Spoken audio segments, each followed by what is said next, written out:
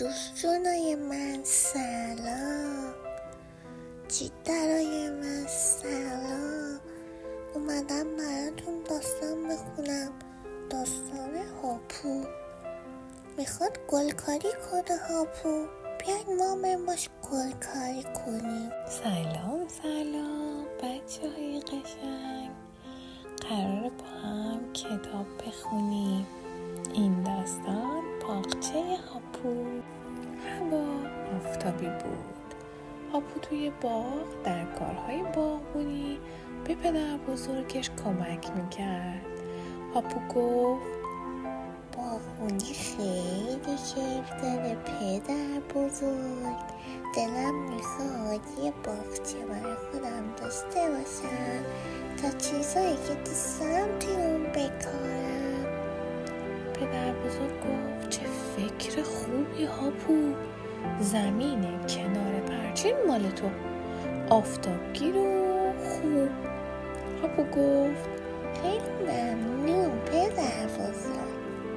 پدر بزرگ گفت حالا باید توی باغچه‌ت سبزی بکاری.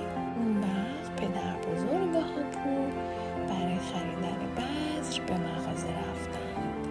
هاپو گفت چرا بذرهای رنگارنگ اینجاست؟ نمیدونم کدوم یکی رو انتخاب کنم.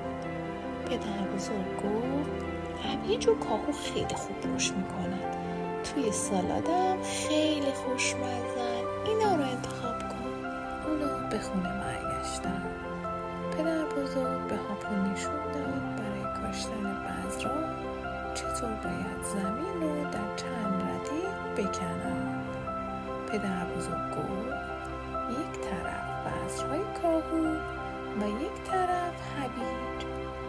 هاپو ردیفایی را که کنده بود صاف و تمیز کرد. حالا موقع کاشتن بذرها بود. پدر بزرگ به هاپو نشون داد که چطوری بذرها رو روی زمین بپاشه. چند تا پرنده از درخت پایین پریدن و شروع به جیک جیک کردن. هاپو گفت فکر میکنم پرنده ها میخوام به ما کمک کنم پدر بزرگ. پدر بزرگ خندید و گفت ولی من فکر میکنم پرنده ها میخوام به خودشون کمک کنن، چون اومدن بذرها رو بخورن. بیا یه مترسک درست کنین تا همشون رو از اینجا دور کنه. پدر بزرگ و هاپو به انباری رفتن. اونا با چند تا چوب و پیراهنی کهنه یه مترسک درست کردن.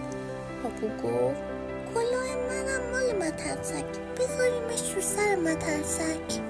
روز بعد وقتی هاپو رفت تا به سبزیاش آب بده گفت نگاه کنید پدر بزرگ، پرنده ها از مترسک نمیترسن. پدر بزرگ گفت وای خدای من راست میگی. هاپو گفت چرا خودمون به پرنده ها غذا نمیدیم؟ اون وقت دیگه گرسنه نمیمونن و غذای ما رو نمیخورن. پدر بزرگ گفت فکر خوبیه، من توی انباری کمی تخم گل آفتابگردون دارم. پرنده ها عاشق تخم آفتابگردونن. هاپو پدر بزرگ ظرفی رو پر از تخم گل آفتابگردون کردن و روی زمین کوچیکی گذاشتن. پرنده ها به اونجا اومدن و تون شروع به خوردن کردن. اونا این تخما رو خیلی بیشتر از تخم سبزی ها دوست داشتن. هاپو گفت بیایید به پرنده ها کمی هم آب بدیم، خوردن اونم تخمه آفتابگردون حتما تشنشون کرده. هاپو هر روز به باغچه‌اش آب میداد. اون با دقت علف‌های اضافی رو میکند و از سبزی‌ها مراقبت میکرد.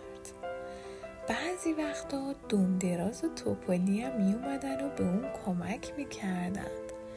کم کم بذرها رشد کردن و از زیر خاک بیرون اومدن.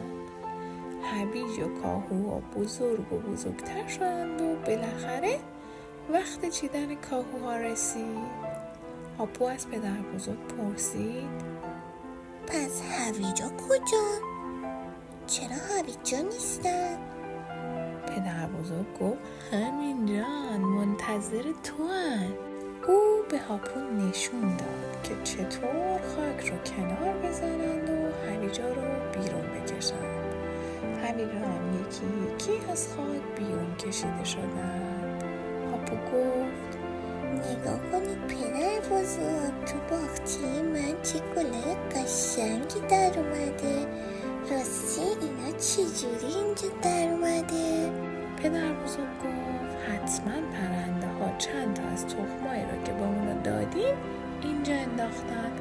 تخما هم رشد کردن و تبدیل به این گلای آفتابگردون قشنگ شدن. هاپو دم دراز توپلی رو دعوت کرد تا به دیدن باغچه‌اش برند. پدر بزرگ هم با کاهو و هویج باغچه هاپو براشون سالاد درست کرد. هاپو گفت از همه تون متشکرم که تو کارهای باغچه‌م به من کمک کردید. خیلی ممنون. دم دراز و توپلی هم گفتن ما به خاطر این همه سبزی‌های باغچه تو پروردادی ازت متشکریم. پرنده ها هم با صدای بلند جیک جیک می کردن. پدر بزرگ خندید و گفت فکر می کنم پرنده هم دارن تشکر می کنن. شبتون بخیر بچه های عزیز، خوب بخوابید.